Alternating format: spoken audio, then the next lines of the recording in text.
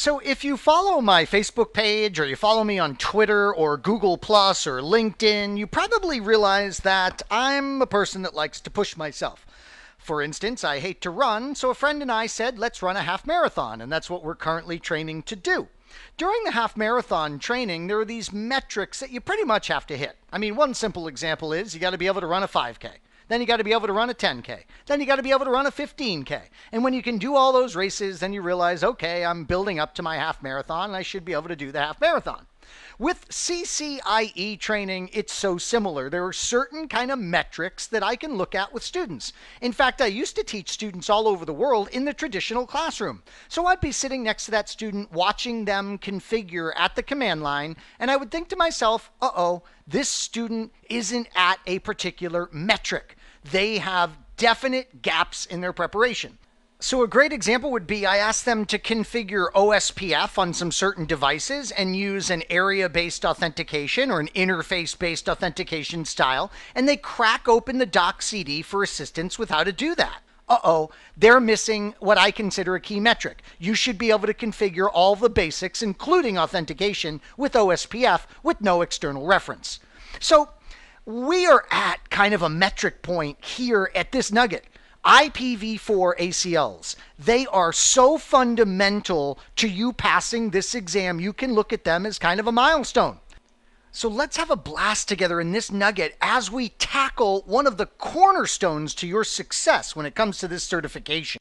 This nugget is so critical for your success, in fact, that at my blog, ajsnetworking.com, I took some notes for you. So if you do a search at my blog for access lists, you'll find IPv4 access lists in the CCIE lab exam, and these are notes that I'm about to cover with you. So one of the things that gets super scary about access lists as traffic filters in your lab exam, and remember, one of the reasons we absolutely have to master access control lists is because we use them for so much beyond traffic filtering. We're going to use these things to identify traffic with quality of service, with network management, with all kinds of different purposes. But when you use them as a traffic filter in your exam environment, things can get broken very easily that can fail you.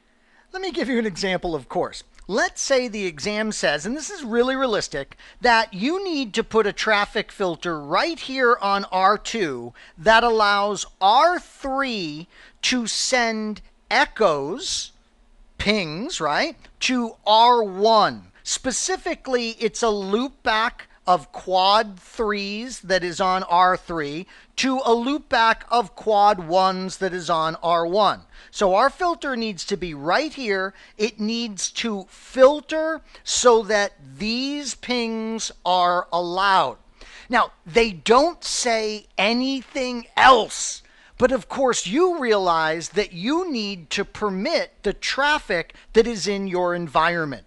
So the first thing that you got to be very careful of here is as you're building your access list is you have to be very careful to ensure you construct it specifically to their instructions. They said echoes. If you do all pings, you're going to fail this task. But what's scarier is we could fail the whole lab, as I'll show you in a moment. So here on R2, I do this. I say, all right, I'm going to do access list, and you can do names or numbered access lists. There are some advantages to named, so you might do that if they don't give you the choice, but they may tell you it needs to be access list 100, for example, that you create. So you would create access list 100, you would permit ICMP is the traffic that we're going after here. It's host 3333333, however many threes there are, and then it's to host 1111. Great, and they wanted us to permit the echoes. So there is the correct statement. If we place this inbound on fast Ethernet 0/1, we are pretty positive that it meets the exact objective they were asking about. Now, we realize that we're running EIGRP in our environment. So we better make sure that we doctor this up to permit EIGRP, and here you can be very general, from anywhere to anywhere. Not any to nay. That makes no sense. How about any for EIGRP? Excellent.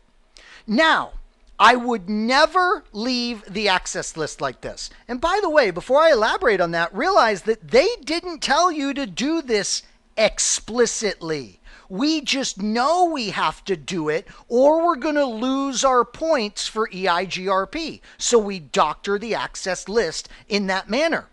Now, here's a great power tip for you passing the lab. You would never want to do this in a production environment because it's potential overhead on the CPU, but here we can say deny IP any, and we'll log, specifically we'll log input, which would give us information about layer 2 addressing of the source of the denied packet.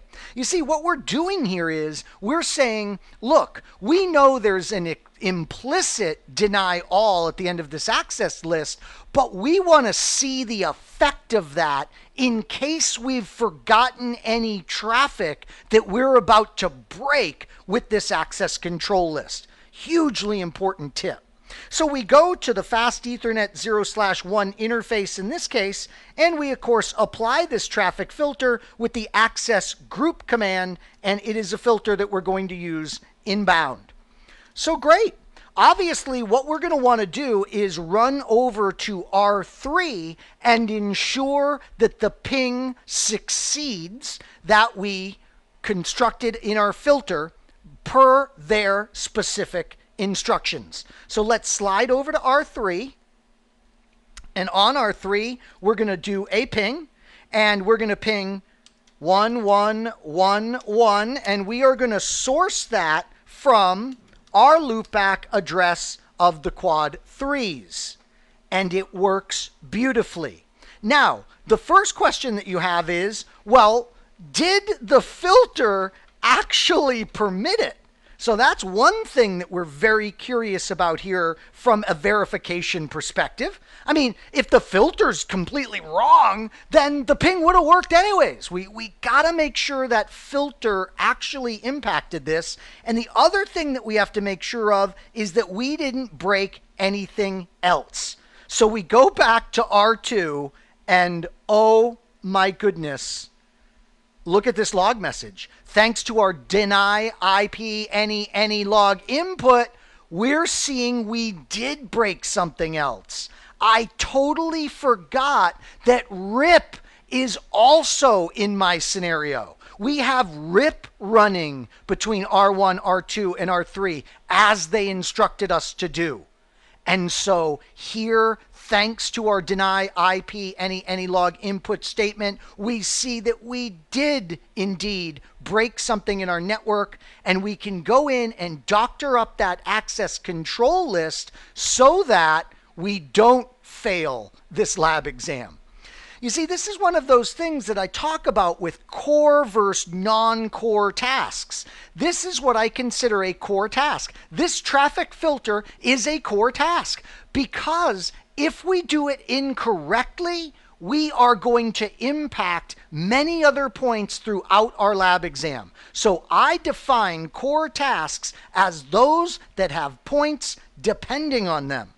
Okay, so one of the things I want to do right here, though, before we doctor it up, is I want to do a show access list, and this is going to help me sleep tonight because I see that, yes, our ping did indeed match our statement, and that is why it succeeded. So we are getting that part of this experience properly done. Notice also that even with numbered access lists, they're being line numbered. So if we want to go in and edit, we can do that, treating the numbered access like a named access list. Wow, that's pretty cool. Let's do that right now. So I do need to doctor it up. So this time I'll say IP access list extended. By the way, never be shy to use your context-sensitive help when you're working with your access lists. I tend not to anymore. It's just because of how many that I've done in my lifetime. But don't feel like if you're using your context sensitive help in your lab exam that that's a bad thing. Fight off that feeling. I just fought that feeling. I don't think that's the actual words of that song, and I can't believe that song just popped into my head. What were we doing? We were modifying our access list number 100. Notice we're calling it a named access list now in order to edit it. That is so great. Let's see, can we put in a sequence number? Sure we can. So let me go back and look at our access list. And how about a sequence number 25? That would be great. So I'll do sequence number 25. I'll do context sensitive help this time. I want to permit, I'd love to permit RIP. Now, RIP is UDP traffic, isn't it? UDP. And the source, I don't care. We're going to do an any, and the particular value that we're interested in is 520. Okay, great. We just got another message, by the way, that 8 packets were denied based on how this access list used to be constructed. Great. So at this point, I have doctored the ACL for our RIP traffic. And we could, of course, make sure everything is beautiful with RIP, not by waiting to see if the access list throws any more objections at us. Instead, we'll debug IP RIP. And we want to make sure that we are sending and receiving updates from the appropriate entities in our scenario now. So I want you to practice. I want you to practice with traffic filter ACLs. I want you to be practicing being very, very specific for particular requirements and particular entities. Practice doctoring one, just like I did, that's going to break something. This is really, I can't emphasize it enough, critical stuff that we're covering here. Notice, by the way, when you're practicing, you probably do want 3 devices. Why? Well, remember, outbound ACLs, for instance, if we just had these 2 devices and we were practicing with an outbound ACL on R2, outbound ACLs aren't going to affect locally generated traffic. So it's nice to have a 3 router topology here, because you can do your outbound ACL on fast Ethernet 0/0 of R2, and you can manipulate the transit traffic that outbound ACL is going to catch. And remember, there's another great capability when it comes to your access control lists, and that's to tie in a time range. So we can create a time range. I'll say work days. In fact, I'll prefix it TM underscore. That's what I love to do with names. I love to do all uppercase, and I love to prefix what they are. I don't know why I did TM. It would be probably more appropriate for me to do TR. There we go. Time range, work days.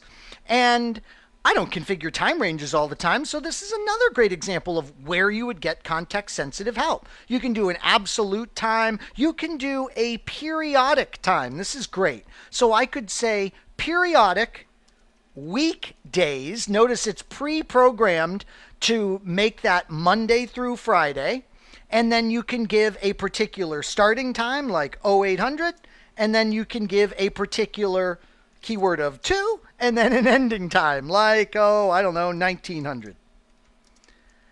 And then your carriage return, and you have defined that time range. We can do show time range now, and we can literally see if that particular time range is active or inactive based on the time that is set on this router. Now, you will have looked over your entire exam paper, and you will know whether or not you're going to be setting up NTP in your lab scenario. A lot of students would freak out at this point. They'd say, oh, wait a minute, the ACL is tied to time, so I got to go ahead and put NTP everywhere in my environment to make sure time is accurate. No, I would not do that. That is something we call over configuration, and I would definitely not do that. If they wanted you to use NTP on all of your devices, they would have told you that, and they would have awarded you points for configuring that. It will be fine just to set the local clock on this device. Yeah, that would be great enough. You probably don't even need to do that. You could show clock, and it would probably be the accurate time, and you wouldn't have to manipulate the clock at all. So don't drive yourself too crazy here when it comes to second guessing the grading process. Now, obviously, you tie this time range into an entry in your ACL. So we could go back into our editing mode of the access control list. There we go. And we could say line number 27, and we could permit something, they would give you instructions, of course, about this. Maybe it's TCP from anywhere to anywhere equals HTTP or something like that. And notice, let's see, I have a syntax error here. So I need some context sensitive help. TCP from anywhere. Oh, I know what I did. To anywhere, and I forgot the equals. HTTP, great. Now what about, all right, what are we doing wrong? Here, let's see. Context sensitive help. Let's see, I did TCP, and then I want to do EQ, and then I want to do www, not HTTP, as it is on some Cisco devices. See, context sensitive help totally helps us. And now what we want to do is we want to tie in a time range. And notice there's a keyword for that. So I say time range, and we know what we called it, TM underscore workdays. And there we go. We show our access list at this point, and we see for one of our entries, we tie in the time range TM underscore workdays. A really simple, powerful feature we can incorporate into the ACLs. By the way, you know what's cool? We've been working on this R2 here for quite some time together, and we haven't gotten any other console messages about other stuff we broke. So I'm feeling pretty confident that we're getting all of the points and we're not breaking any points thanks to our mastery of this ACL.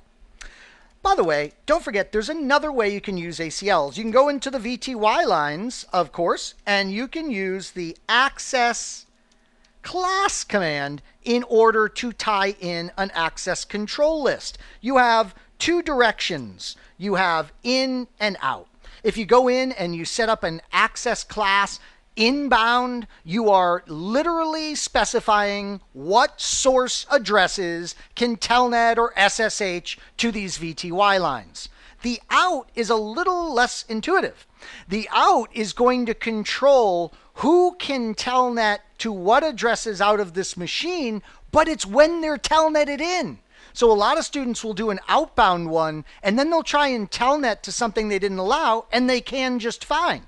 It's because you didn't telnet into this R2 box to begin with. That's how the access class command is going to function.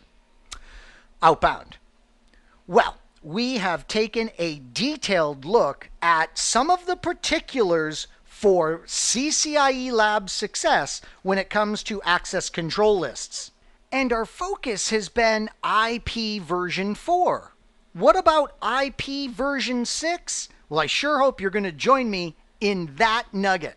I sure hope this particular nugget was informative for you, and I'd like to thank you for viewing.